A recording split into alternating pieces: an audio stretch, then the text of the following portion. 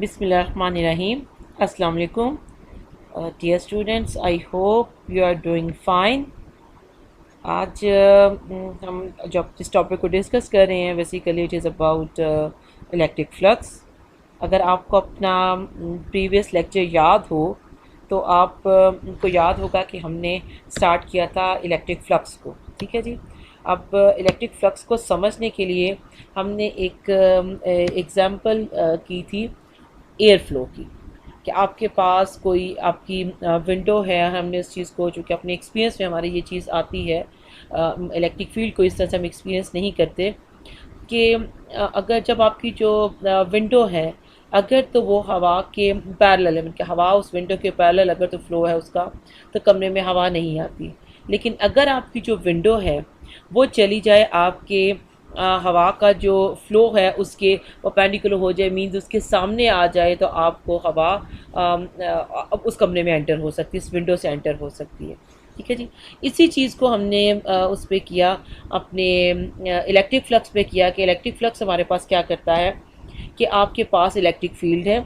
Electric field का जो flow है किसी भी उसके अंदर आपकी सरफेस के थ्रू आप उसको देखते हैं और वहाँ से हमें इलेक्ट्रिक फ्लक्स मिलता है। इलेक्ट्रिक फील्ड का जो काम हम क्या करते हैं, जो हमारा एक अपने फिज़िकल प्रॉब्लम्स को सॉल्व करने का जो एक वे है, how to solve any physical problem, is that we look for symmetries. Symmetry क्यों ढूंढते हैं? हमारा पहला स्टेप हम किसी क्वेश्चन को सॉल्व करने के लिए ये क्यों होता है, उसकी रीज़न ये होती है कि आपका जो प्रॉब्लम है वो टू सम एक्सटेंट आपके उसमें सिंप्लीफिकेशन ऑलरेडी हो जाती है। हम उसको सिंप्लीफाई कर लेते हैं। हम बहुत से जो कॉम्प्लिकेटेड मैथमेटिकल स्टेप्स हैं या आपका अलजेब्रा है उसको हम अवॉइड कर सकते हैं अगर हमें कोई सिमेट्री फाइंड आउट करने में हम कामयाब हो जाएं। ठीक है। तो अब इसमें क्या होता है हमारे पास कि हम देखते हैं कि जो कंपोनेंट उसका उसके आपका इलेक्ट्रिक फील्ड का जो कंपोनेंट है, जो वर्टिकल कंपोनेंट उसका होता है या एक्स वाई होता है, वो पैरेलल है आपकी सरफेस के, तो वो कंपोनेंट कंट्रीब्यूट नहीं करता। अब जो उसका परपेंडिकुलर कंपोनेंट है that is your E x, वो क्या करता है, उसका आप ओरिएंटेशन देखते हैं और उससे आपको पता चलता है कि आपके पास जो आपका कंपोनेंट है वो कौन सा एग्जिस्ट करता है। ठीक है। और इनको सॉल्व करते हुए हमने एक्चुअली क्या किया था कि हमने अपने पास जो हमारा फ्लक्स था फाई उसको कर लिया था फाइंड आउट उसके मैथमेटिकल उसमें, that is E is your electric fields of vector and D A is a vector area. ठीक है। वेक्टर एम उसकी डायरेक्शन होगी और उसका मैग्नीट्यूड होगा। डायरेक्शन क्या होती है, जो भी सरफेस, जो भी फेस आप लेते हैं उसके परपेंडिकुलर होता है और आउटवर्ड डायरेक्शन में होता है। इस डी ए को हम ऑलरेडी डिस्कस कर चुके हैं। इलेक्ट्रिक फील्ड को भी हमने दो डिफरेंट वे में डिस्कस किया है। एक हमने यूनिफॉर्म इलेक्ट्रिक फील्ड लिया है, ठीक है, जो आपका ऐसा इलेक्ट्रिक फील्ड जो सब जगह पर एक जैसा होता है। इसके अलावा हमने नॉन यूनिफॉर्म इलेक्ट्रिक फील्ड को भी डिस्कस किया था। ठीक है जी। ये जो आपकी टर्म है ये किस चीज़ के बराबर आ जाती है कि आपका डॉट प्रोडक्ट है, तो this should be equal to E D A cos theta. अब आपने सरफेस का ये एरिया का और इलेक्ट्रिक फील्ड का इनके दरमियान जो एंगल है दैट इज़ थीटा, वो एंगल आपने देखना होता है। और यहाँ पर अब ई क्या है, यहाँ पर देखिए ई आपके पास वेक्टर क्वांटिटी है, डॉट प्रोडक्ट है ये। और अब आपके पास क्या हो जाता है ये चीज़, यहाँ पर आकर अब आपको मैग्नीट्यूड चाहिए। ठीक है। आपने डॉट प्रोडक्ट ख़त्म कर दिया, अब आप उनके जो भी उनके मैग्नीट्यूड है उसको देखते हैं और इसको फर्दर सॉल्व कर लेते हैं। आज हम अभी मैं क्या क्या करना चाहती हूँ आपके साथ, फर्दर कुछ एक और एग्जांपल इलेक्ट्रिक फ्लक्स भी सॉल्व करना चाहती हूँ। उसके बाद हम अपना गॉसेस लॉ एक न्यू जो टॉपिक है उसको स्टार्ट करेंगे। फर्दर एग्जाम्पल इसलिए कर रहे हैं कि अगर आपको एक चीज़ अंडरस्टैंड हो चुकी है, आप उसको थोड़ा सा समझ चुके हैं, जान चुके हैं, तो इस वाली डिस्कशन के बाद हमारे पास थोड़ा सा एक फर्दर मार्जिन मिल जाएगा हमें कि आप अपने जो आपने जो एक कॉन्सेप्ट बनाया है आप उसे क्लियर कर सकें, आप उसके बारे में रिवाइज आपका जो कॉन्सेप्ट है वो होता चला जाएगा इलेक्ट्रिक फ्लक्स का। ठीक है जी। तो हम कुछ फर्दर एग्जांपल्स देखते हैं। जो फर्स्ट एग्जांपल है हमारे पास दैट इज़, आई होप कि आपको ये क्लियर नज़र आ रहा होगा, the square surface shown in figure. ये जी आपकी फिगर है और यहाँ पर आपके पास ये एक क्या है जी, स्क्वेयर है, ये सरफेस है आपकी। उसकी जो एस लेंथ है या एक साइड की जो उसकी लेंथ है that is 3.2 millimetre. It is immersed in a uniform electric field with magnitude 1800। जो आपके पास योर इलेक्ट्रिक फील्ड, अगर मैं रेड कलर यूज़ करूँ, your electric field is equal to 18 newton per coulomb. ठीक है जी। और अगर आप इसका एरिया फाइंड आउट कर चाहें तो आपके पास एरिया आपका क्या निकलेगा जी, आप बता सकते हैं?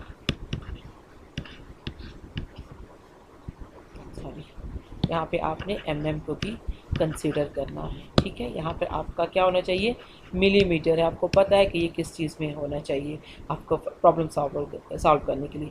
दूसरा हमारे पास यहाँ पे जो गिवन है दैट इज़ थीटा। थीटा की क्या वैल्यू गिवन है, 35 डिग्री। क्या वो कहता है, and with field lines at an angle of 35 degree with a normal to the surface. ठीक है जी, यानी कि आपको पता है कि जब भी आप अपना वेक्टर एरिया लेते हैं तो लेट्स सपोज अगर ये आपकी सरफेस है, ठीक है, तो आपका वेक्टर एरिया किधर का होगा, परपेंडिकुलर, इस सरफेस के परपेंडिकुलर।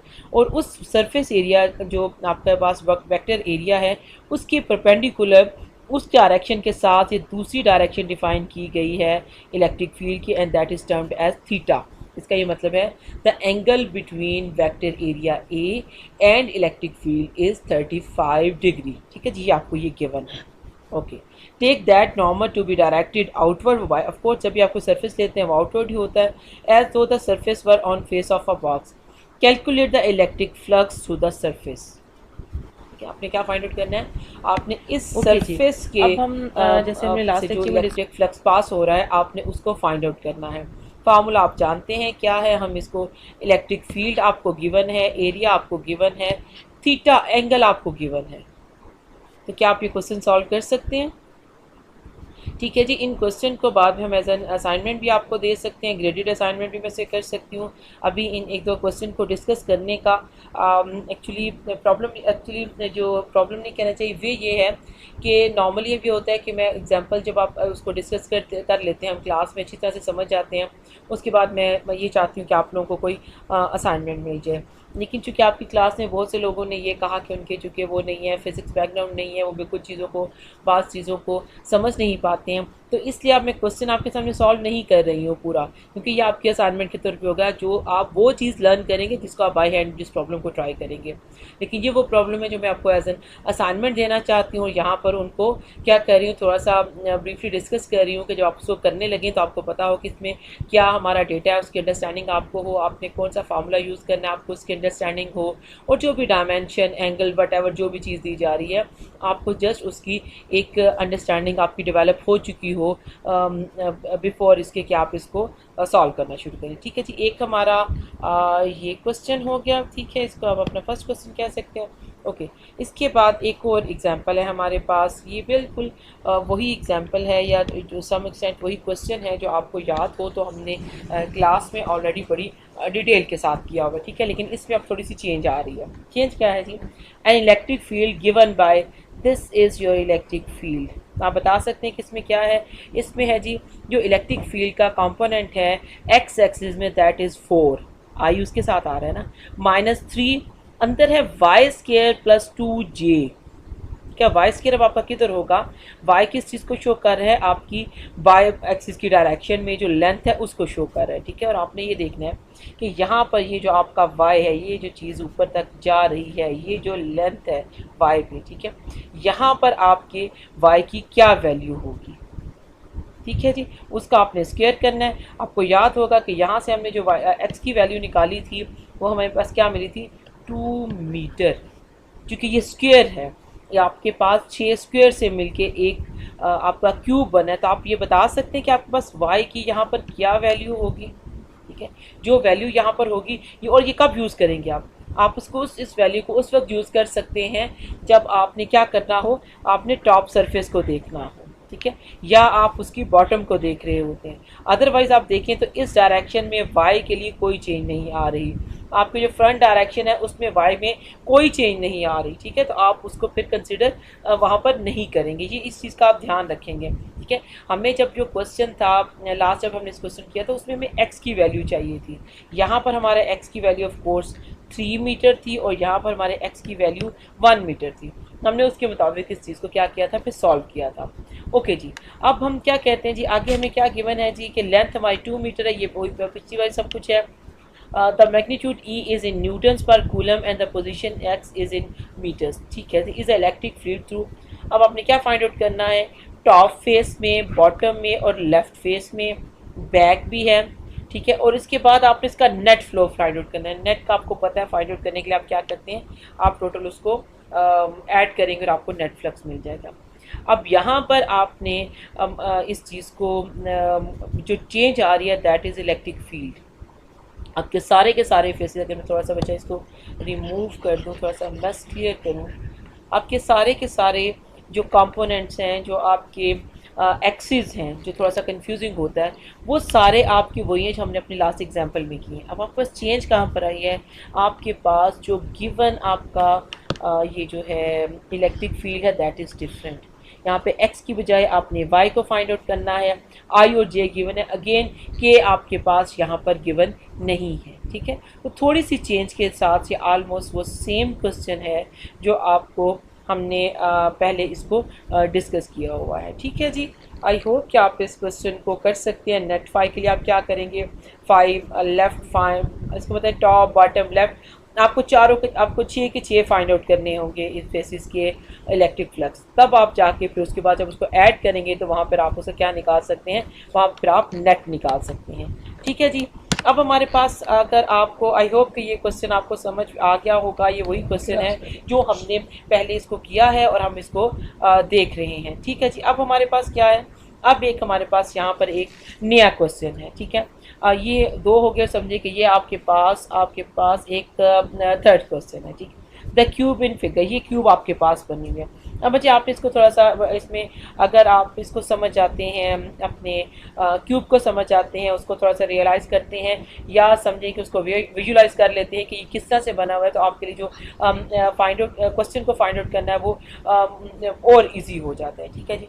पहला आपके पास क्या है कि ये है और यहाँ से आगे ये वाई एक्सिस, ये वाई है आपका, ठीक है। इसको अगर आप गौर करें फिर दोबारा अगर इसको मिटाऊँ, इसको बनाने का मकसद ये है कि आपका क्यूब पड़ा कहाँ पर हुआ है, ठीक है। अगर आप इसको देखें कि ये चीज़ इसके बैक वाली, इस वाली के ऊपर आ रही है, ये आपका ऊपर जा रहा है, ये आपका इधर है, ये इधर, तो ये वाली चीज़ ये आपको दिख रही है, ये वाली चीज़, ठीक है।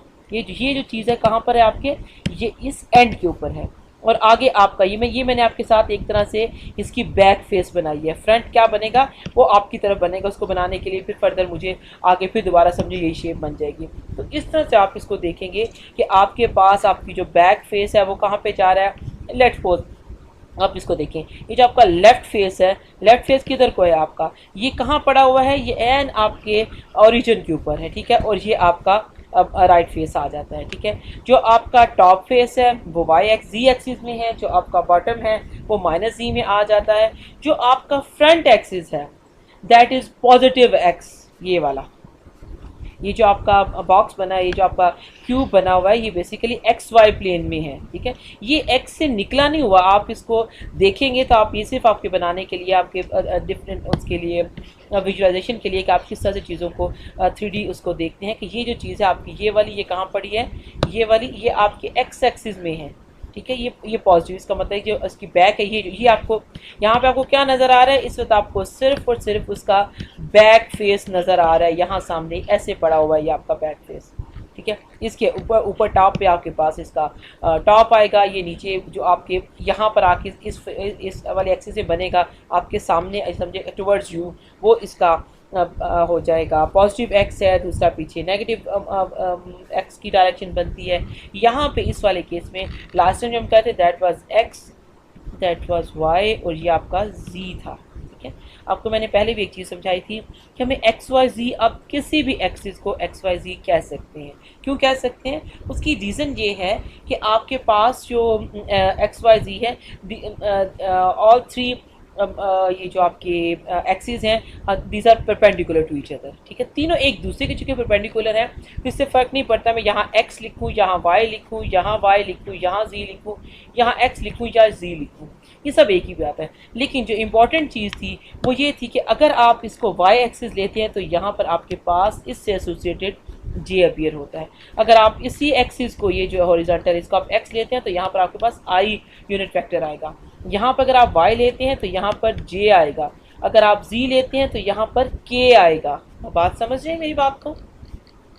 हम एक्सिस की बात कर रहे हैं कि एक्सिस कोई भी एक्स वाई जी किसी भी डायरेक्शन में आप बना सकते हैं, लेकिन जो उनके एसोसिएटेड यूनिट वेक्टर्स हैं वो फिर उसके साथ ये नहीं होगा कि आई यहीं पर रह जाए और यहाँ पर वाई आ जाए। अगर यहाँ पर वाई आपने रखा है या क्वेश्चन में आपको यहाँ पर वाई मिला है, विच मीन कि आपके पास यहाँ पर उसका जो एसोसिएटेड उसका यूनिट वेक्टर है दैट इज़ जे।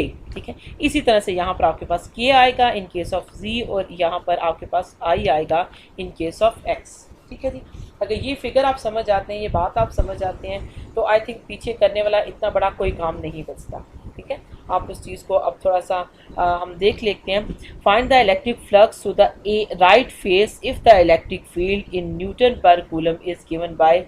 अब यहाँ पे A B C 3 different electric fields हैं। पहला के पास क्या था, एक इलेक्ट्रिक फील्ड आपको नॉन यूनिफॉर्म गिवन थी आई जे के यूनिट वेक्टर के साथ, लेकिन यहाँ पर आपको क्या पास क्या है, मुझे थोड़ा सा अगर मैं इसको दोबारा मिटाना चाह रही हूँ ताकि मैस क्लियर हो जाए, हमारी नई डिस्कशन के लिए यहाँ पर स्पेस पैदा हो जाए। ठीक है, ओके जी, ये हमारा क्वेश्चन है the cube in figure has H length 1.4 which means कि उसकी ये जो लेंथ है दैट इज़ 1.4 मीटर में है। दैट्स गुड कि आपको कोई काम फर्दर इसमें नहीं करना पड़ेगा। ठीक है जी, ये क्या है 1.4 यहाँ पर मीटर है। Is oriented as shown in the ये आपके पास जो रीजन है। ठीक है, find the electric flux to the right face. अब आपको राइट किया, जो आपके सामने राइट है that is your right face along positive Y axis. अगर आपके पास हो जाए, अब इसी एक राइट फेस पे आपने डिफरेंट इलेक्ट्रिक फील्ड अप्लाई करनी है। ठीक है जी, फर्स्ट ए में आपके पास क्या है जी, आपका जो इलेक्ट्रिक फील्ड है जो ई है, गिवन ई है दैट इज इक्वल टू 6.0, अच्छा ओके ये 600 है आई थिंक आई। ठीक है, ये आपके पास, अब आप क्या करेंगे, ए क्या यहाँ पर आपके पास आएगा, आप बता सकते हैं एरिया ए क्या होगा।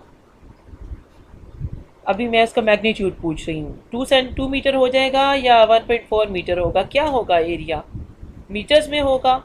कोई थोड़ा सा अगर जो बच्चे लिख रहे हैं दैट्स नाइस, लेकिन जो बच्चे नहीं इस चीज़ को रिस्पॉन्स कर रहे, नहीं लिख रहे, वो भी कुछ थोड़ा सा गलत सही कुछ तो उसको उसमें शामिल हो ना अपनी कमेंट्स में। ठीक है जी, एरिया क्या होगा यहाँ पे, मुझे एरिया अगर आप बता देते हैं तो हमारे लिए बाकी क्वेश्चन सॉल्व करना क्या हो जाएगा, आसान हो जाएगा। एरिया क्या होगा यहाँ पर, ओके एक तो होगा मैग्नीट्यूड, आपको पता है कि मैग्नीट्यूड किसके बराबर होता है, लेंथ स्क्वायर की, ये आपका ए होता है।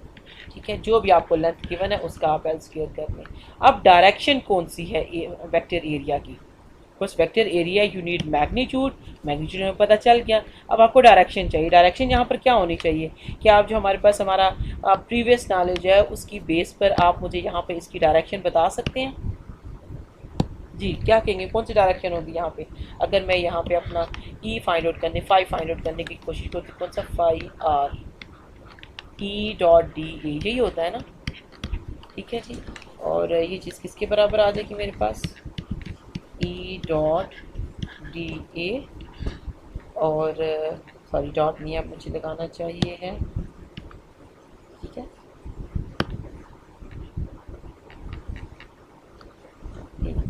मैं थोड़ा इसको नीचे में कर लूँ क्योंकि हमें ई की वैल्यू लिखनी है। ठीक है, ई क्या जी आपका 600 I unit vector.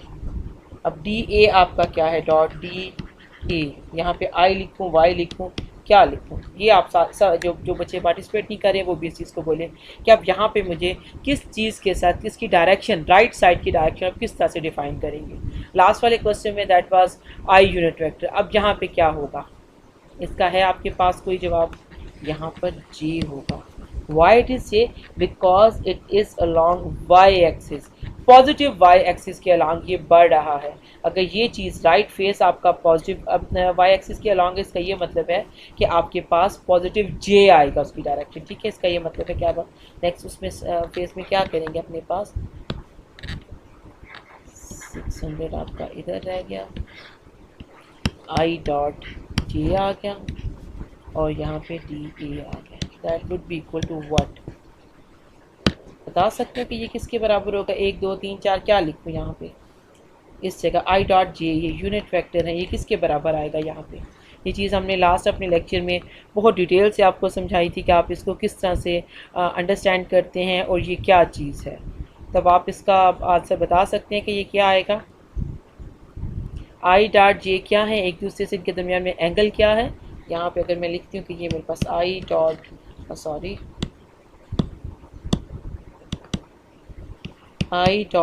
J unit vector है, विच मीन्स आई जे, ये मैग्नीट्यूड हो गया, कॉस क्या इनके दरमियान एंगल होता है जी 90। क्यों? क्योंकि एक्स एक्सिस इधर, वाई एक्सिस इधर, ठीक है, तो दरमियान में एंगल क्या आ जाएगा 90। ओके जी, अब हम क्या करते हैं, तो इसका ये मतलब हुआ कि ये सारी चीज़ क्या हो जाएगी, ज़ीरो हो जाएगी। तो यहाँ पे हमारे पास क्या आंसर आ जाएगा, ज़ीरो। क्यों? क्योंकि हम ये लिखेंगे इसकी रीज़न कि ये जो टर्म क्या है ये ज़ीरो है। ओके जी, अब हमारे पास अगली क्या चीज़ गिवन है जी, बी क्वेश्चन को अगर आप देखें, अब बच्चे इस क्वेश्चन की जो शेप है उस पर आप गौर करेंगे, थोड़ा सा पहले क्वेश्चन से हट के है। अब इसमें क्या है आपके पास, इसमें आपके पास है जी अगला जो आपने फाइंड आउट करना है फाई आर किसके लिए, आपके पास अब इलेक्ट्रिक फील्ड चेंज हो गया। अब इलेक्ट्रिक फील्ड आपके पास क्या आ रहा है जी -2J। ओके, मैं यहाँ पे -2, अब मैं एक स्टेप जो ऊपर वाला ये वाला आप इसको खुद लिख लें, मैंने इसको छोड़ा है -2J यूनिट वेक्टर, और इसके साथ थोड़ा कुछ और भी है जी, क्या है -2J है जी, खाली -2J है, ठीक है। और डाट आपके पास किसके, सॉरी बच्चे एक मिनट, ये प्रॉपर हो नहीं रहा,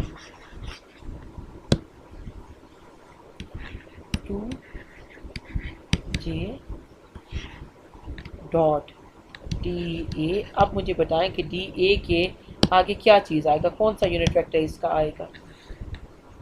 आपने नोटिस किया इस क्वेश्चन को कि आपसे उसने कहा है कि आपने इलेक्ट्रिक फ्लक्स फाइंड आउट करना है थ्रू राइट फेस, ये आपका प्रॉब्लम है। और यहाँ पे सारी जो डिफरेंट इलेक्ट्रिक फील्ड्स हैं उनको आपने फाइंड आउट करना है, किसके लिए, वहाँ से फाई आपने, you have to find out phi इस राइट फेस के लिए कि इसमें से कितना गुजर रहा है for different values of electric field. ये देखिए, find the electric flux to the right face if the electric field is, ये आपकी इलेक्ट्रिक फील्ड है, क्या हो जाए ए 600 -2J 3I + 4K, ठीक है। और उसके बाद वो कहता है कि टोटल फ्लक्स आपके इसमें से जो आ रहा है आप उसको भी फाइंड आउट कर सकते हैं कि इस सरफेस में डिफरेंट आपके उसके साथ क्या हुआ है, ठीक है।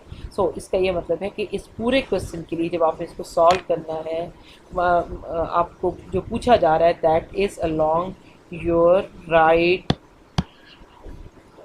फेस, तो राइट फेस में आपके पास क्या आ रहा है जी, क्योंकि आपकी जो डायग्राम है that is given, now your axis are fixed, कि आपके पास जो हॉरिजॉन्टल है दैट इज़ वाई अगर हॉरिजॉन्टल आ गया विच मीन्स कि सारे की जो भी आपकी डिफरेंट वैल्यूज़ गिवन है उसके लिए J would be direction would be J, ठीक है जी। तो अब हमारे पास यहाँ पे क्या आ जाएगा 2, अंदर हमारे पास आ जाएगा J dot J, okay DA, तो क्या मिल जाएगा जी आपको 2 और अंदर आ जाएगा DA, Y so equal to क्या 100 लिख दो, 200 लिख दो, क्या करो भाई, कुछ तो हो ना, पूरी चेंज आए।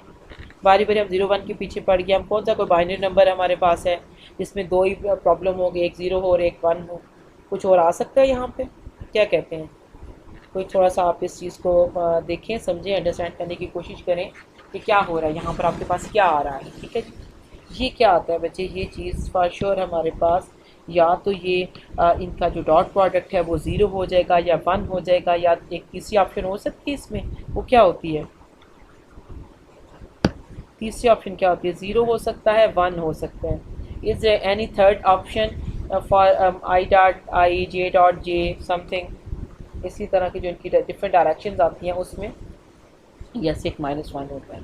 ओके जी, अब यहाँ पे हमारे पास क्या आ गया, ये 2 है, ये 0 से कहाँ तक जाएगा, जहाँ तक इसकी आपके पास इसका एरिया है, तो वो क्या 1.4 एक की है, इसका ये मतलब है कि 1.4 × 1.4 आप करेंगे तो आपको क्या मिल जाएगा, आपके पास इसका एरिया आ जाएगा यहाँ पे टोटल, ठीक है जी। तो इसको आप फाइंड आउट अपने कर सकते हैं इजीली, इस क्वेश्चन को भी आप सॉल्व करेंगे डिटेल के साथ। जो इसमें अगर थोड़ी सी चेंज है, जो डिफरेंस है उसको मैंने आपको बता दिया है। समझा दिया। ठीक है जी। अब अगर मैं देख लूँ कि मैंने कोई और एग्जांपल आपके लिए रखी है या नहीं रखी, तो मैं उसको देख लूँ। नहीं, ये तो हमारा पुराना लेक्चर है। एक एक ये एग्जांपल हमने की है, तो समझे बोर्ड अपना छोटा करने दें, आपको नहीं करूँ। एक दो, और ये हमारे पास थर्ड एग्जांपल है जो अभी हमने सॉल्व कर लिए। ठीक है जी। उसके बाद हमारे पास ओके जी, नेक्स्ट हमारे पास आ जाता है, ये एग्जांपल कौन सी हैं, आप इसको कर लें ध्यान से, थोड़ा इस चीज़ों को आप समझ लें। अब आपके लिए काफ़ी हद तक आपको ये बातें जो सी हैं क्लियर हो चुकी हैं। अब आप इसको अंडरस्टैंड कर सकते हैं कि आपके पास क्या है और किस तरह से सॉल्व हो रहा है। ठीक है जी। अब दूसरा ऑप्शन तो ये है कि मैं आपको थोड़ा सा गॉसिस लॉ स्टार्ट करवा देती हूँ, और उसके बाद जब आप आएंगे लेक्चर में आते हैं, तो मैं आपको करवाऊँगी एक छोटी सी एग्जांपल, क्विज़ आप समझ लें, या एक होमवर्क क्लास वर्क समझ लें। हम थोड़ी सी एक एग्जांपल वो करेंगे, इन एग्जांपल में से कोई एक चीज़ मैं आपको दूंगी सॉल्व करने के लिए। Okay, now what is Gauss's law? Basically it gives a relationship between electric flux and electric charge. जो आपका चार्ज है उसका आपको क्या मिलता है, आपस में रिलेशनशिप मिलता है। ठीक है, और ये किसके बराबर होता है? That is epsilon naught phi Q enclosed. Enclose से मुराद क्या है? कोई भी आपकी, लेट्स सपोज अभी हम ले रहे थे कि ये मेरे पास कोई सरफेस है, यहाँ क्यूब है, यहाँ के भी कहते हैं सेंटर में चार्ज क्यूब पड़ा हुआ है। तो charge is enclosed bye close surface, that is Gaussian surface. तो इसको हम कहते हैं charge enclose. Basically this is your charge जो कि आपकी गॉसियन सरफेस के अंदर आ रहा है। ठीक है जी। Epsilon naught is your constant, इसकी 8.85 इंटू 10⁻⁻12 आई थिंक इसकी ये वैल्यू होती है। इसको हम बाद में डिस्कस करते हैं। फाई हमारा क्या है? फाई वही है ये जो यहाँ पर हमने लेट्स सपोज जो अपना फाई फाइंड आउट किया है। ठीक है जी। इसका ये मतलब है कि लेट्स सपोज आपके पास यहाँ पर फाई एप्सिलॉन नॉट है, फाई आपका जीरो नहीं, जैसे ऊपर एग्जांपल में हमने क्या किया, ऊपर एग्जांपल में मैंने फाई को क्या निकाला है? जीरो निकाला है। ठीक है, जीरो आ जाए तो विच शोज कि आपके पास ये जीरो हो गई ये term, Q enclose is equal to zero. अगर आपके पास कहीं फाई ज़ीरो आ रहा है, उसका ये मतलब है कि आपके पास जो आपका चार्ज इनक्लोज है वो ज़ीरो हो गया है। ठीक है, ये रिलेशनशिप आपको डायरेक्ट उसकी वैल्यू मिल जाती है जो कि आपने चार्ज आपके पास मौजूद हो। और इसी तरह से अगर you know the value of charge, you can easily find the electric flux. ठीक है, इसका ये मतलब है कि ये एक ये जो लॉ है ये एक शॉर्टकट है जो आपको डायरेक्ट एक रिलेशनशिप आपस में दे रहा है इलेक्ट्रिक चार्ज का और इलेक्ट्रिक फ्लक्स का, जिसको आप डायरेक्ट फाइंड आउट कर सकते हैं। ठीक है जी। इसी की एक छोटी सी एग्जांपल अभी हम कर लेते हैं, और उसके बाद फिर फर्दर हम इसको डिटेल से देखते हैं अपने गॉसिस लॉ को। ठीक है, जो छोटी इसकी एक एग्जांपल है वो इस तरह से है कि लेट्स को, अच्छा ये ज़्यादा थोड़ा छोटा लग रहा है मुझे, इसको थोड़ा बड़ा कर लो अगर मुझसे हो जाए तो। यहाँ करते हैं।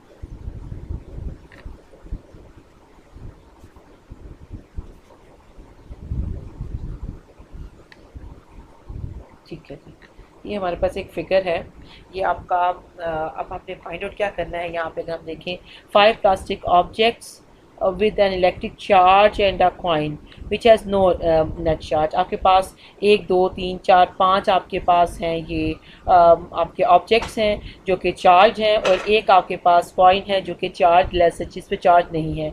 अ Gaussian surface shown in the cross section encloses 3 of the plastic objects and the coin. ये चीज़, ये जो ब्लैक लाइन बनी हुई है जिसको आप देख, मैं रेड से बनाऊँ तो ज़्यादा प्रोमिनेंट होगा। ठीक है जी। ये आपकी ये गॉसियन सरफेस है। ठीक है जी। अब आपने क्या कहना है, ये गॉसियन सरफेस इनके 1 2 3 ये जो चार्ज है, ये चार्ज है, कॉइन का चार्ज नहीं है, और ये आपके पास जो चार्जेस हैं वो इस गॉसियन सरफेस के बाहर पड़े हुए हैं। ठीक है, यहाँ पे इसकी कुछ वैल्यूज़ गिवन है कि इनकी वैल्यू क्या है, Q1 Q2 Q4 की वैल्यू क्या है। ठीक है, and you have to find out what the cross section of Gaussian inside, what is the electric flux through the surface. ये जो आपको सरफेस बनाई गई है, जो गॉसियन सरफेस है जहाँ पर चार्ज, तो हमने क्या हमने इसका क्या बताना है, हमने इसका यहाँ पे नेट इलेक्ट्रिक फ्लक्स बताना है। और नेट इलेक्ट्रिक फ्लक्स इसके बराबर होगा, अगर आप कोई आपके पास जो फार्मूला आप किस पे अप्लाई करेंगे, आप यहाँ पे इम्प्लीमेंट करेंगे गॉसिस लॉ को। Okay, epsilon naught phi is equal to charge enclosed. अब आपके पास चार्ज इनक्लोज कौन सा है? मैंने अभी जो इसकी एग्जांपल इसीलिए इसको साथ में रखा है कि आप इसको अच्छी तरह से समझ सकें कि चार्ज इनक्लोज से मुराद ये है कि यहाँ पर लेट्स सपोज कोई और चार्ज ही पड़ा हो, यहाँ पे ढेर सारा चार्ज पड़ा हो, लेकिन अगर वो इस गॉसियन सरफेस के अंदर नहीं आ रहा, if the charge is not included in this Gaussian surface, is not enclosed within this Gaussian surface, आप उस चार्ज को कंसिडर नहीं करते। ठीक है, ये जो Q है जो आपको मिलता है from Gauss's law, that is charge enclosed. Okay, इसका ये मतलब है कि आपका ये, अब चलिए मैं ऐसा करती हूँ कि एप्सिलॉन आप उधर ले जाते हैं, सॉरी, अब मेरे पास क्या आ जाएगा, phi is equal to epsilon, sorry, Q enclose कौन सा है जी, मेरे पास Q2 है प्लस कौन सा है, Q3 है और Q1 है, Q2 Q3 Q1 plus your coin. अब कॉइन क्या है, कॉइन को उसने बताया कि उस पर चार्ज नहीं है, इसका मतलब है कि हम उसको कंसिडर नहीं करेंगे। ठीक है, डिवाइडेड बाय सिलेक्शन, वो इसका रिस्पॉन्स थोड़ा स्लो है, okay, divided by epsilon naught, ये कांस्टेंट आपका। ठीक है, इसकी वैल्यू आपके पास आ जाएगी। इसका मतलब है कि फाई आपको डायरेक्ट आपको टोटल फ्लक्स मिल जाएगा without going into the details of electric field और वेक्टर एरिया वट एवर, कुछ भी आप कुछ भी नहीं कर रहे हैं, आपको डायरेक्ट इलेक्ट्रिक फ्लक्स और मिल रहा है कहाँ से, चार्ज इनक्लोज्ड को देखने से। ठीक है, जो भी आपकी गॉसियन सरफेस होगी, लेट्स सपोज वो किसी भी शेप की हो जाए, इसका रिस्पॉन्स आज आई डोंट नो क्या मसला है इसको।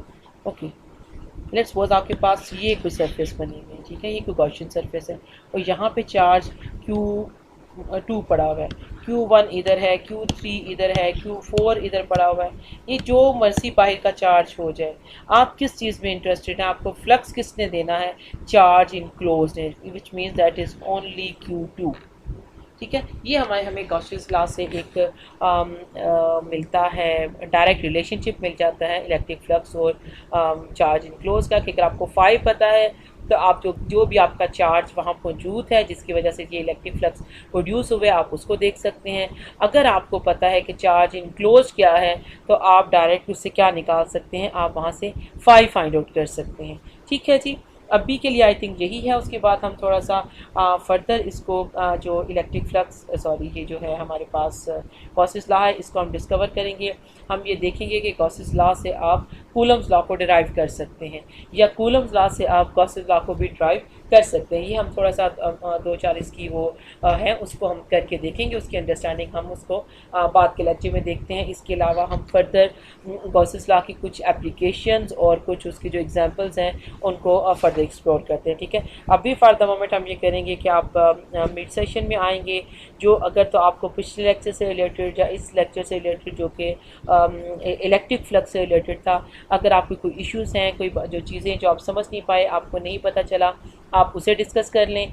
और फिर उसके बाद एक छोटा सा मैं आपको क्विज़ या एक वो देती हूँ, क्वेश्चन देती हूँ सॉल्व करने के लिए, जो कि फ्लक्स से रिलेटेड होगा, टू चेक आपकी भी एक और मुझे पता चले कि आप कहाँ तक इसको अंडरस्टैंड कर पाए हैं, कहाँ तक पहुँचे हैं, वो मैं आपको दूंगी। उसके बाद फिर हम फर्दर जो हमारे पास गॉसिस लॉ है और उसकी एप्लीकेशन है उसको आज हम फिर नेक्स्ट लेक्चर में फर्दर उसको एक्सप्लोर करेंगे। ठीक है जी, अब आई थिंक आप ज्वाइन कर लें मीट सेशन को। ओके जी, अल्लाह हाफिज़।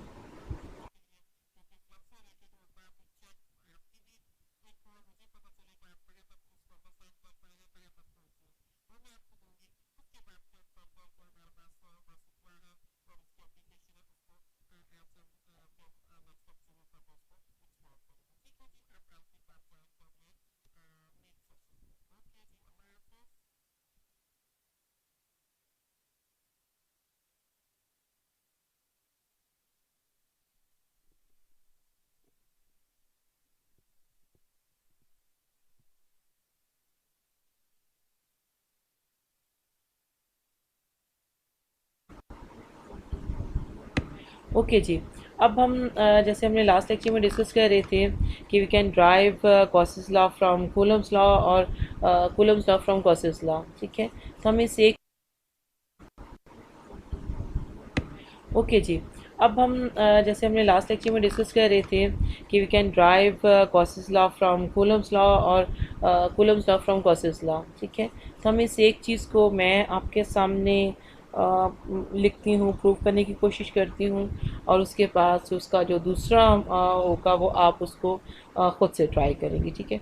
सो लेट्स सपोज सबसे पहले मैं लिखती हूँ कि हमारे पास process law state like F epsilon naught 0 phi is equal to Q enclosed. ये ठीक है जी। तो अब आपने क्या करना है, हम जो करना चाह रहे हैं कि हम देखना ये चाह रहे हैं कि हम इससे कूलम्स लॉ को किस तरह से ड्राइव कर सकते हैं, ठीक है। अब यहाँ पे क्या है कि ये आपका एक पॉजिटिव चार्ज है जो कि इसको हमने स्फीयर में एक्चुअली इसको इसलिए कंसिडर कर रहे हैं कि इसका जो इलेक्ट्रिक फील्ड लाइंस हैं, जो फ्लक्स है, वो आपकी तरफ इनटू द पेज हर तरफ उसका आप समझेंगे 3D में ये आउटवर्ड डायरेक्शन में मौजूद है, ठीक है।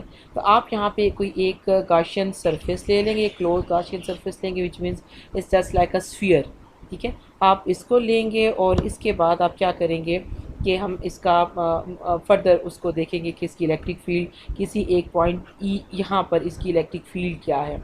ये पॉइंट आप इसको इस तरह से ले सकते हैं कि आपके पास कोई सॉरी मेरी ओके, ये पॉइंट आपके पास इस तरह से है कि आपके पास कोई आपकी बॉल है जो कि पूरा स्फीयर बना हुआ है और उसके सेंटर में आपके पास पॉजिटिव चार्ज क्यूब बना हुआ है। जो आपकी बॉल की सरफेस है, जो हॉलो बॉल है आपका, जो अंदर से खाली है, उसकी सरफेस पे आप ये देखना चाहते हैं कि जो आपका पॉजिटिव इलेक्ट्रिक चार्ज है उसकी वजह से इस पॉइंट ई पर इलेक्ट्रिक फील्ड क्या प्रोड्यूस हुआ है, ठीक है।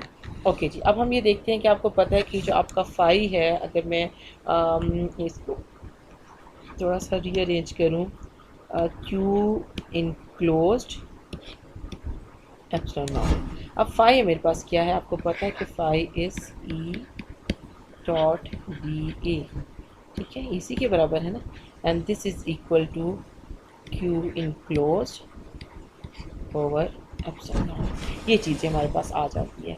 अब हम इसको फर्दर किस तरह से करेंगे कि आप ये देखें कि ये आपका इलेक्ट्रिक फील्ड है, ठीक है, this is E uniform electric field है।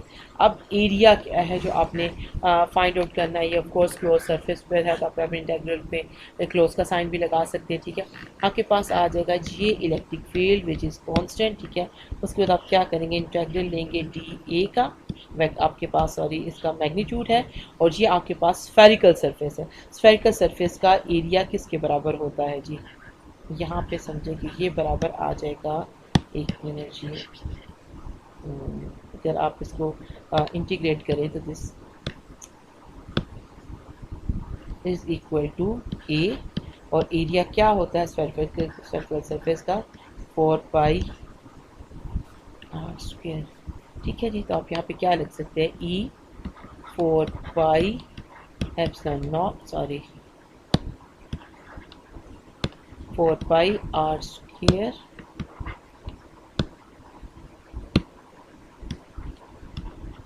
Q enclosed over epsilon naught, ठीक है जी। अब आप क्या करेंगे, ई को इसी साइड पे रहने दें, दैट इज आगे ये किसके बराबर आ जाएगा, क्यू इनक्लोज्ड डिवाइडेड बाय क्या है जी, 4 pi R square epsilon naught, ठीक है। ये आपके पास आ गया। अगर आपको याद हो कि जो हमारा था, ये जो कांस्टेंट था, जो कि इसको अगर मैं इसको चलिए रीराइट एक बार कर देती हूँ, क्लियर हो जाएगा। क्यू इनक्लोज्ड आ गया, ठीक है। यहाँ पे 4 pi epsilon naught R square, ये चीज़ हमारे पास उस साइड पर आ गई है। ये जो चीज़ है 1/4 पाई एप्सिलॉन नॉट, ये आपके पास क्या चीज़ थी, आपको याद है कि ये क्या था, ये के है, ये कूलम्स कांस्टेंट है, ठीक है। तो यहाँ पे हमारे पास आ गया के क्यू ओवर, यहाँ पे मैं अगर ऊपर के लिख लूँ, ओवर आर स्क्वायर, ये क्या है जी हमारे पास, दैट इज़ ई। अगर आप इस इक्वेशन को दोनों साइड पे क्यू से मल्टीप्लाई कर दें, ठीक है, तो क्या हो जाएगा, Q E K Q Q over R square, ठीक है। तो ये आपके पास क्या चीज़ आ जाती है जी, ये जो चीज़ है ये बराबर होती है एफ़ के। कैसे पता चला, क्योंकि आपके पास इलेक्ट्रिक फील्ड बराबर था एफ़ ओवर क्यू नॉट के। लेट्स सपोज क्या आपकी कि मैंने इसको क्यू नॉट से मल्टीप्लाई किया है, दोनों क्यू को डिफ्रेंशिएट करने के लिए अगर हम इसको इस तरह से लिखते हैं तो इलेक्ट्रिक फील्ड हम, सॉरी बच्चे मेरा वाइट बोर्ड बंद हो गया। ओके, इलेक्ट्रिक फील्ड हमारी किसके पास आ जाती है, किसके बराबर आ जाती है, एफ ओवर क्यू नॉट के, और Q naught E is equal to F के। ठीक है, तो यही चीज़ मैंने यहाँ पे की है, मैंने इसकी जगह पे एफ लिखा है, that is equal to K Q naught over R square. तो ये क्या चीज़ है जी, आपकी बता सकते हैं आप, समझ आ गई बात को आपको, ये क्या चीज़ हमने बनाई है, that is Q naught over R square. ये this is your Coulomb's law. इसका ये मतलब है कि स्टार्टिंग फ्रॉम योर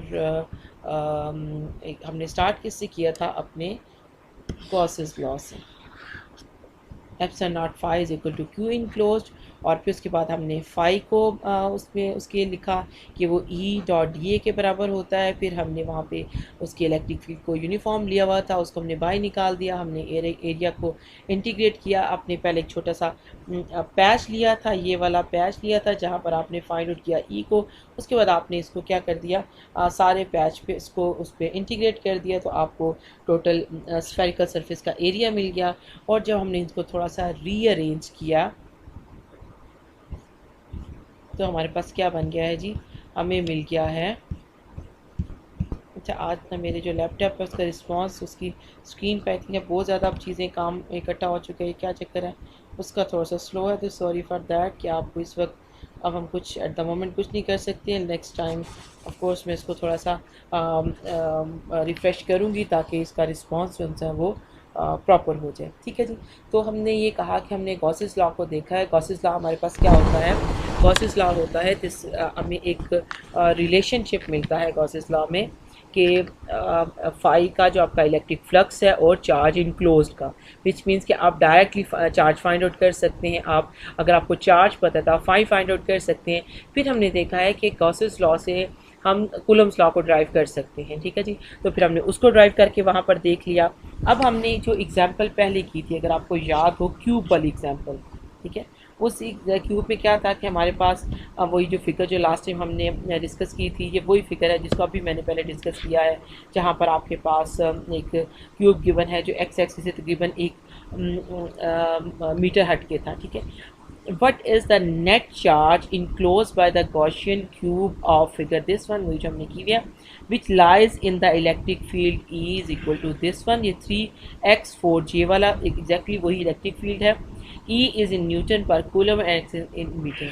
पहले हमारे पास क्या था, जो हमने क्वेश्चन सॉल्व किया था वो ये था कि आपको फाई फाइंड आउट करना था, टोटल फाई फाइंड आउट करने के लिए क्या आपने करना था, आपने फाइंड आउट किया फाई टॉप फाइंड आउट कर लिया, आपने फाई बॉटम फाइंड आउट किया, आपने फाई फ्रंट फाइंड आउट किया, आपने फ्लक्स देखा राइट फेस से, आपने फ्लक्स देखा लेफ़्ट फेस से, फिर आपने फ्लक्स देखा कहाँ कौन सा भी रह गया है, बैक फेस से। ठीक है, 1 2 3 4 5 6 आपके पास 6 फेसिस, जब 6 आ जाते हैं आपके, ठीक है जी, तो आपने क्या कर लिया, अब आपको नेट फ्लक्स फाइंड आउट करने के लिए आपने इन सब को क्या कर दिया, ऐड कर दिया। ठीक है जी, अगर मैं इन सब की जगह पे अब यहाँ पे एडिशन लगा दूँ तो मुझे क्या मिल जाएगा, टोटल फ्लक्स मिल जाएगा। ठीक है, टोटल फ्लक्स क्या हो जाएगा, जो भी आपकी वैल्यू निकली हैं फाई की सारी वैल्यू हमने पहले अपने क्वेश्चन में सॉल्व की थी। ठीक है, अब इनको जब आप ऐड करेंगे तो आपको मिल जाएगा टोटल फाई या नेट फाई, तो उसको मैं एन कह देती हूँ, एन फाई मिल। ठीक है, ये सब की जो भी आपके पास वैल्यू, लेट्स सपोज 12 कुछ आ रही है, ऐसी जो भी इसकी वैल्यू आ जाएगी, ये फाई की वैल्यू की। अब आप क्या करेंगे, अब आप यूज़ करेंगे गॉसेस लॉ को इस चीज़ के ऊपर। ठीक है, गॉसेस लॉ को आप किस तरह से यूज़ करेंगे, थोड़ा सा अगर मैं इस क्वेश्चन को, ये हमारे एक्चुअली इसकी एप्लीकेशन है उसका मैं देखती हूँ। ठीक है, अच्छा अब ये हमारे पास लेट्स सपोज आ गया। अब अभी मैंने एक्चुअली उसकी जो ऊपर क्वेश्चन है ना, अगर मैं आपको दिखाऊँ, थोड़ा सा उसको मुझे छोटा करना पड़ेगा। ठीक है जी, मैं आपको ये सिर्फ शो करना चाह रही हूँ कि अभी हम किस क्वेश्चन की बात कर रहे हैं। अच्छा, ये हमारा क्वेश्चन है। पहले हमने इसमें क्या किया था, हमने इसमें इलेक्ट्रिक फ्लक्स फाइंड आउट करने किया था, ठीक है। और जब हम इलेक्ट्रिक फ्लक्स फाइंड आउट कर चुके हैं, अनफॉर्चुनेटली मेरे पास इसके 6 के 6 जो फेसेस हैं उनका फ्लक्स मौजूद नहीं है। लेकिन कोई भी आपके पास, लेट्स सपोज मैं कह देती हूँ कि मेरे पास जो फाई नेट है वो आ जाता है 12 आ गया है, कुछ इसकी वैल्यू मेरे पास आ जाती है। तो अब मैं क्या करूँगी, अब जो क्वेश्चन है that is find out the charge enclose by this cube, ठीक है जी। बच्चे अब देखिए, अगर आपके पास इलेक्ट्रिक फील्ड कहीं पर मौजूद है या उसका फ्लक्स आप देख रहे हैं, तो विच मीन्स कहीं ना कहीं पर चार्ज होगा। चार्ज होगा तो इलेक्ट्रिक फील्ड होगी। If there is no charge, electric field will be zero, there is no electric field, ठीक है। तो हम ये चीज़ देखते हैं कि अब हम ये जानना ये चाहते हैं कि अगर हमारे पास कोई टोटल फ्लक्स निकला है तो हमारे पास चार्ज इनक्लोज कितना आएगा। तो आप क्या करेंगे, जो भी आपके पास फाई की वैल्यू है आप उसको एप्सिलॉन नॉट की वैल्यू 8.85 10⁻⁻12 आप उसके साथ इसको मल्टीप्लाई करेंगे और आपको क्या मिल जाएगा, चार्ज इनक्लोज। इसका ये मतलब हुआ कि जो क्वेश्चन है जो हमने लास्ट लेक्चर में डिस्कस किया था, आप उसके 6 फेसेस का फाइंड आउट करेंगे, उन सबको ऐड करेंगे और उसके बाद आप क्या निकालेंगे, अपने चार्ज इनक्लोज की वैल्यू निकालनी है। क्या this is your to some extent an assignment कि आप इसकी प्रैक्टिस भी करें और आप इसको सॉल्व भी करें, ठीक है जी। ये तो एक एग्जांपल हमने पहले की थी, जो गॉसियन सरफेस में डिफरेंट चार्जेस थे डिस्ट्रीब्यूटेड थे, कुछ चार्जेस गॉसियन सरफेस से बाहर थे। तो हमने फिर दोबारा मैं ये कहना चाहूँगी कि जो आपके पास गॉसियन जो गॉसेस लॉ है उसका जो कॉन्सेप्ट है दैट इज़, इसका ये मतलब नहीं है कि आपके पास जहाँ कोई भी कोई चार्ज पड़ा हो तो आपको मिल जाएगा। No, this is phi is not equal to Q, this is simply charge enclose. Enclose किसमें, कोई भी गॉसियन सरफेस, कोई भी आपके पास आप इनक्लोज सरफेस बनाएंगे उसके अंदर जो चार्ज इनक्लोज है ये सिर्फ आपको उसका रिलेशनशिप देता है। जो भी लेट्स सपोज इस क्यूब के इर्द गिर्द चार्जेस कहीं कैंसिल, इलेक्ट्रिक फील्ड किसी और चार्ज की वजह से हो सकती है वो कैंसिल आउट होगी, सब कुछ काम उसका हम उसको देखते हैं। लेकिन अगर आपको चार्ज फाइंड आउट करना है, यहाँ पे कोई चार्ज पड़ा हुआ है तो आप सिर्फ इस चार्ज को फाइंड आउट कर पाएंगे। लेट्स सपोज जहाँ पे अगर कोई और चार्ज इसके इर्द गिर्द पड़े हुए हैं तो आप उसको इस अपने फार्मूला में इंक्लूड नहीं कर सकते, उनका इफेक्ट आप नहीं देख रहे हैं, ठीक है जी। तो ये एक चीज़ हो गई है जो हमें मिल गई। ओके जी, अब हम वापस चलते हैं। अब हम इसकी एप्लीकेशन की तरफ जा रहे हैं कि कितना इजीली हम फाइंड आउट कर सकते हैं यूजिंग गॉसेस लॉ, अपनी जो कुछ और प्रॉब्लम्स हैं उनको हम सॉल्व कर सकते हैं, ठीक है। उसके लिए हमें ज़रूरत है सबसे पहले कि हम थोड़ी सी मैं आपको एक प्रॉब्लम करवाने से पहले एक्चुअली बताना ये चाह रही हूँ कि एक जो आपके पास एक आइसोलेटेड कंडक्टर होता है वो एक्चुअली किस तरह से बिहेव करता है और वो क्या होता है, ठीक है जी। ये आपके सामने एक ऊपर वाली तस्वीर में एक कॉपर सरफेस है, ये जो बाउंड्री के साथ साथ, सॉरी ये देखिए, ये जो साथ साथ आपकी बन रही है ना, दैट इज़ योर कंडक्टर है। ये आपका एक कॉपर कंडक्टर है। और अब आप क्या करते हैं, इसको आपने एक नॉन कंडक्टिव वायर से हैंग किया ताकि वो चार्ज उसका ट्रांसफ़र ना हो सके। अब अगर आप इसको एक्सेसिव चार्ज देते हैं, ठीक है, अगर आप इस पर चार्ज पार्टिकल ट्रांसफ़र करें या चार्ज को ट्रांसफ़र करें तो ये कंडक्टर की प्रॉपर्टी है, ठीक है, ये उसकी खासियत है, ये उसकी एक प्रॉपर्टी ही कहूँगी, फिर से वर्ड बोलूँगी कि वो क्या करता है, जो भी एक्सेसिव चार्ज आता है वो चीज़ मैं जैसे कहूँगा मैं रेड लगानी, उस अपनी सरफेस पे जो उसकी बाउंड्रीज होती हैं यू कैन से वहाँ पर डिस्ट्रीब्यूट कर देता है। कंडक्टर के अंदर जो उसका नेट चार्ज है दैट रिमेन ज़ीरो, ठीक है। और अगर आप ये करें कि आप इसकी, मैं कहूँ कि ये जो अभी कंडीशन अगर आप देखें, ये बाहर वाली आपकी बाउंड्री है, ठीक है, ये जो बाहर वाली बाउंड्री है इसके अंदर ये सरफेस है उसकी, ठीक है, बाहर वाली सरफेस है, इसके अंदर आपने गॉसियन सरफेस को ड्रा किया। मैं कलर चेंज करूँ ताकि आपको क्लियर हो जाए, ठीक है। लेट्स सपोज मैं इसको बनाती हूँ फिर से, ओके, मैं ये करती हूँ कि मैं इसको ड्रा करती हूँ ताकि आपको क्लियर करना जाए। अब चार्ज यह ये इसकी खासियत है, इसकी प्रॉपर्टी है कंडक्टर की, तो क्या करेगा, चार्ज को इस रेड लाइन के अलॉन्ग क्या करेगा, डिस्ट्रीब्यूट कर देगा, अपने पास अंदर इसको नहीं रखता, ठीक है। अगर आप इसके अंदर आप एक गॉसियन सरफेस ड्रा कर लें तो चार्ज कहाँ पर है, चार्ज सारे का सारा बाहर है। अब मैं कहूँ कि यहाँ पर चार्ज इनक्लोज किया, क्यू इनक्लोज क्या आएगा, that is equal to zero. क्यों, क्योंकि जो भी अगर आपके पास मटेरियल है, कोई कंडक्टर है, तो उसके पास क्या होता है, जो चार्जेस हैं, ऑफ कोर्स आपको पता है कि तमाम चीज़ें जो भी आपका कंडक्टर हो जाए, वट एवर कोई भी material, that is compose of atoms. और एटम में क्या होता है, एटम न्यूट्रल तो नहीं होता, एटम न्यूट्रल होता है ऑफ कोर्स, लेकिन उसके पास ये नहीं होता कि चार्जेस नहीं होते, उसके पास इलेक्ट्रॉन्स भी होते हैं, नंबर ऑफ़ इलेक्ट्रॉन्स भी होते हैं, और पास नंबर ऑफ़ प्रोटॉन्स भी होते हैं। तो क्या करता है, लेकिन नेट इनका चार्ज क्या होता है, इस पर ज़ीरो होता है, न्यूट्रल होता है। अगर यहाँ पे चार्जेस, अगर आप एक्सेस चार्ज उसको दे और चार्ज अंदर हो, तो उसका ये मतलब है कि चार्जेस जो उनसे वो मूव करना शुरू कर देंगे। और अगर चार्जेस फ्लो में हो जाए, तो इसका ये मतलब है कि अगर आपके पास, अब हम कहते हैं कि हमारे पास आयरन है, कॉपर है, बेसिकली वो बहुत अच्छा कंडक्टर है इलेक्ट्रिसिटी का, लेकिन अगर आप जब तक आप उसको एक उसकी जो इलेक्ट्रॉन की जो उसकी मूवमेंट है उसको रेगुलेट करने के, जब तक वहाँ पर आप एक उसको वोल्टेज अप्लाई नहीं करते हैं, वो वहाँ से करंट पास नहीं करता। लेकिन अगर इस तरह से कंडक्टर के अंदर ये नेचर ने ये ब्यूटी ना रखी हो कि वो चार्जेस को अपने अंदर नहीं रखता, बल्कि सरफेस पे उसे कर देता है एक्सेस चार्जेस को, फिर तो ये कि आप रॉड को अब विदाउट एनी उसके वोल्टेज लगाए बगैर भी आपको फिर उसका करंट मिलना शुरू हो जाए वहाँ पर, जो कि नहीं होता। ठीक है, अब हम इसी चीज़ को हम एक ये देखना चाहते हैं कि कंडक्टर के अंदर सरफेस पे लेट्स सपोज आपके पास एक बॉल है, आप उसको किसी पानी में डालते हैं, आपने उसको टेप वगैरह कोई चीज़ लगाई हुई है, कोई प्लास्टिक की चीज़, जब पानी उसको आप लगाते हैं तो अंदर तक नहीं जाता, वो बाहर की सरफेस पे सारा डिस्ट्रीब्यूट हो जाता है। उसकी एग्जांपल तो ऑफ कोर्स गुड एग्जांपल है, आप उसको ये देख सकते हैं। ठीक है, अब और जब हम फाइंड आउट करना चाहें कि अंदर से वो कितना गीला है, तो अंदर को जब आप ओपन करेंगे तो जो उसकी इनर सरफेस है दैट इज़ ड्राई।